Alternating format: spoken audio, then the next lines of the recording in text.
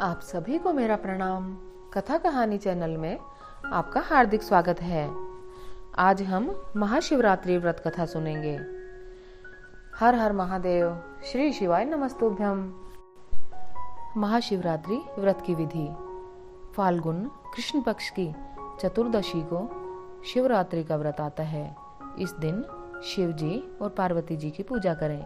रोली मोली, चावल, पान, सुपारी, लौंग, इलायची, चंदन, दूध, दही, घी, चीनी, शहद, फल फूल, धतूरा, बेलपत्र, प्रसाद, दक्षिणा चढ़ाकर धूप दीपक जलाकर रात को जागरण करें। तब ब्राह्मण से पूजा पाठ करवाएं।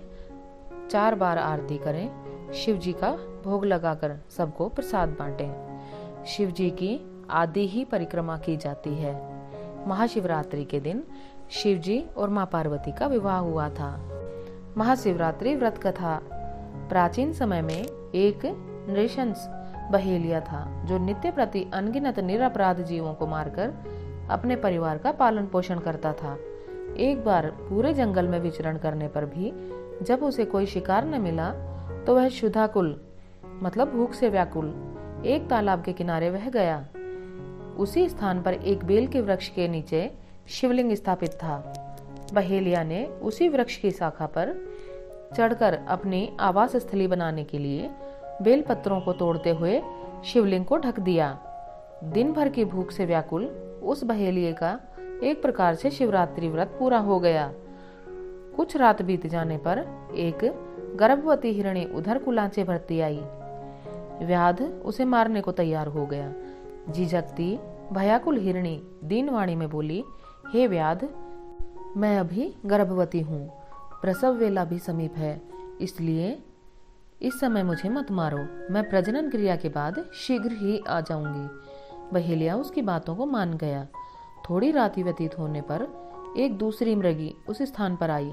बहेलिया के निशाना साधते ही उस मृगी ने भी निवेदन किया कि मैं अभी ऋतु क्रिया से निवृत्त सकामा हूँ, इसलिए मुझे पति समागम करने दीजिए, मारिए नहीं। मैं मिलने के पश्चात स्वयं तुम्हारे पास आ जाऊंगी। बहेलिया ने उसकी भी बात को स्वीकार कर लिया। रात्रि की तृतीय वेला में एक तीसरी हिरणी छोटे छोटे छोनों को लिए उसी जलाशय में पानी पीने आई। बहेलिया ने उसको भी देखकर धनुष बाण उठा लिया। तब वह हिरणी कातर स्वर में बोली, हे व्याध, मैं इन छोनों को हिरण के संरक्षण में कराऊं तो तुम मुझे मार डालना। बहेलिये ने दीन वचनों से प्रभावित होकर इसे भी छोड़ दिया। प्रातःकाल के समय एक मांसल बलवान हिरण उसी सरोवर पर आया। बहेलिया ने पुनः अपने स्वभाव अनुसार शरसंधान करना चाहा। यह क्रिया देखते ही हिरण व्याध से प्रार्थना करने लगा, हे व्याधराज, मुझसे पूर्व आने वाली 3 हिरणियों को अगर तुमने मारा है तो मुझे भी मारिए, अन्यथा अगर वे तुम्हारे द्वारा छोड़ दी गई हों तो मुझे मिलकर आने पर मारना, मैं ही उनका सहचर हूँ। हिरण की करुणामयी वाणी सुनकर बहेलिया ने रात भर की बीती बात कह सुनाई तथा उसे भी छोड़ दिया। दिन भर उपवास, पूरी रात जागरण तथा शिव प्रतिमा पर बेलपत्र गिरने के कारण बहेलिया में आंतरिक शुचिता आ गई। उसका मन निर्दयता से कोमलता में ऐसा बदल गया कि हिरण परिवार को लौटने पर भी न मारने का निश्चय कर लिया। भगवान शंकर के प्रभाव से उसका हृदय इतना पवित्र तथा सरल हो गया कि वह पूर्ण अहिंसावादी बन गया। उधर हिरनियों से मिलने के पश्चात हिरण ने बहेलिया के पास आकर अपनी सत्यवादिता का परिचय दिया। उनके सत्याग्रह से प्रभावित होकर व्याध अहिंसा परमो धर्म है का पुजारी हो गया।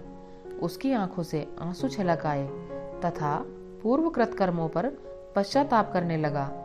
इस पर स्वर्गलोक से देवताओं ने व्याध की सराहना की तथा भगवान शंकर ने 2 पुष्प विमान भेजकर बहेलिया तथा मृग परिवार को शिवलोक का अधिकारी बनाया। अगर आपको हमारी कथा कहानियां अच्छी लगी तो आपका बहुत बहुत धन्यवाद। श्री शिवाय नमस्तुभ्यम। ओम नमः शिवाय।